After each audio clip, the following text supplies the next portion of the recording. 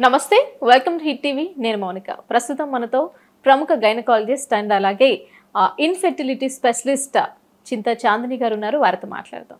నమస్తే మేడం నమస్తే ఎలా ఉన్నారు ఐఎమ్ గుడ్ థ్యాంక్ యూ మీరు ఎలా ఉన్నారు ఐఎమ్ గుడ్ అండి థ్యాంక్ యూ ఇప్పుడు ఎక్కువ మంది అమ్మాయిలలో కానివ్వండి లేకుంటే పెద్దవాళ్ళలో కొంతమంది మహిళల్లో కానివ్వండి ఎక్కువ ఫేస్ మీద హెయిర్ రావడము ఇర్రెగ్యులర్ పీరియడ్స్ రావడం చాలా అంటే చాలా ఎక్కువైపోయింది ఈ మధ్యకాలంలో సో అంటే వీటి వల్ల ఏమైనా సమస్యలు వచ్చే ఛాన్సెస్ ఉండొచ్చు అంటారా సో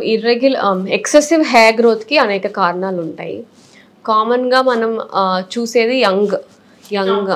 విమెన్లో సో వీళ్ళకి హార్మోనల్ ఇంబ్యాలెన్స్ ఏమి హార్మోన్స్ సో మగవాళ్ళల్లో అండ్ ఆడవాళ్ళ ఇద్దరిలో కూడా ఫీమేల్ హార్మోన్స్ మేల్ హార్మోన్స్ ఉంటాయి మగవాళ్ళల్లో మేల్ హార్మోన్స్ ఎక్కువగా ఉంటాయి ఫీమేల్ కాంపోనెంట్స్ తక్కువ ఉంటాయి అండ్ ఆడవాళ్ళల్లో మేల్ తక్కువ ఉంటాయి ఫీమేల్ ఎక్కువ ఉంటాయి సో ఒకవేళ ఆడవాళ్ళల్లో మేల్ హార్మోన్స్ ఎక్కువైనాయి అనుకోండి ఎక్సెసివ్ హెయిర్ రావటం యాక్ని రావటం ఇలా జరుగుద్ది సో కొంతమందికి ఆ హార్మోన్స్ ఎక్కువ ఉంటాయి ఇంకొంతమందికి పీసీఓడిలో కూడా ఈ మేల్ హార్మోన్ అన్నది కొంచెం ఎక్కువ అవుతుంది అనమాట ఇలాంటి వాళ్ళకి కూడా ఎక్సెసివ్ హెయిర్ గ్రోత్ రావచ్చు ఇంకొంతమందికి ఫ్యామిలీలో హెరిడిటరీగా అందరికీ కొంచెం ఎక్కువ హెయిర్ ఉంటుంది సో ఈ 3 కారణాలు అవ్వచ్చు ఎక్సెసివ్ హెయిర్ గ్రోత్కి అండ్ ఇది యంగ్ విమెన్లో పెద్దవాళ్ళల్లో వచ్చేసరికి ఏమవుతుందంటే వాళ్ళ మెనోపాజ్ దగ్గరికి వచ్చేసరికి ఫీమేల్ హార్మోన్ తగ్గిపోయి ఆ మేల్ హార్మోన్ పెరుగుద్ది మళ్ళీ వాళ్ళకి కూడా న్యాచురల్గానే వాళ్ళకి ఏం ప్రాబ్లం లేకపోయినా మెనోపాజ్ దగ్గరికి వస్తున్నప్పుడు ఎందుకంటే మన ఓవరీస్ కూడా ఫంక్షనింగ్ తగ్గుతున్నాయి కదా సో ఓవరీస్లోంచి ఫీమేల్ హార్మోన్ వచ్చేది సో ఆ ఫీమేల్ హార్మోన్ తగ్గుతూ ఉన్నప్పుడు మేల్ హార్మోన్ ఎక్కువ అవుతున్నప్పుడు ఎక్సెసివ్ హెయిర్ రావచ్చు సో ఇవి కారణాలు చిన్న వయసు వాళ్ళల్లో అండ్ పెద్ద వయసు వాళ్ళల్లో ఇలాంటి వాళ్ళకి అంటే ఇర్రెగ్యులర్ పీరియడ్స్ అవనివ్వండి లేకుంటే హార్మోనల్ ఇంబ్యాలెన్స్ అవనివ్వండి వీళ్ళకి ప్రెగ్నెంట్ లేట్ అయ్యే ఛాన్సెస్ ఉండొచ్చా ప్రెగ్నెంట్ టైంలో ఎలాంటి సమస్యలు వచ్చే అవకాశాలు ఉండొచ్చు సో హార్మోనల్ ఇంబ్యాలెన్స్ ఉన్న వాళ్ళకి ఏమవుతుంది అంటే ఫస్ట్ ఎగ్ రిలీజ్ అయినా కూడా దాని నుంచి సరైన అమౌంట్ ఆఫ్ హార్మోన్ ఉత్పత్తి అవ్వదు సో అలా ఉన్నప్పుడు వాళ్ళు ప్రెగ్నెంట్ అవ్వాలి అంటే ఎగ్ రిలీజ్ అయ్యాక కూడా యూట్రస్ స్ట్రాంగ్గా ఉండాలి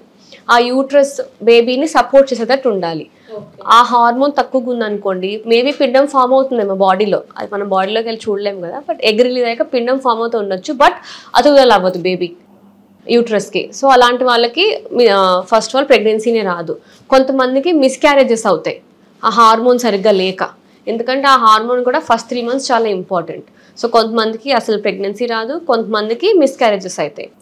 ఇంకొంతమందికి ఎగ్ సరిగ్గా ఫామ్ అవ్వట్లేదు సో వాళ్ళకి అసలు ప్రెగ్నెన్సీ ఎప్పుడు వస్తుందో అని కూడా వాళ్ళు ఎక్స్పెక్ట్ చేయలేరు అండ్ మీట్ అవ్వడానికి టైమ్డ్ ఇంటర్కోర్స్ ఇప్పుడు సరైన టైంలో కలుస్తేనే కదా వాళ్ళకి ప్రెగ్నెన్సీ వచ్చేది ఎగ్ రిలీజ్ అయ్యే టైంకి అసలు ఎగ్ రిలీజ్ అవునప్పుడు వాళ్ళు ఎంత కలిసినా ఉపయోగం ఉండదు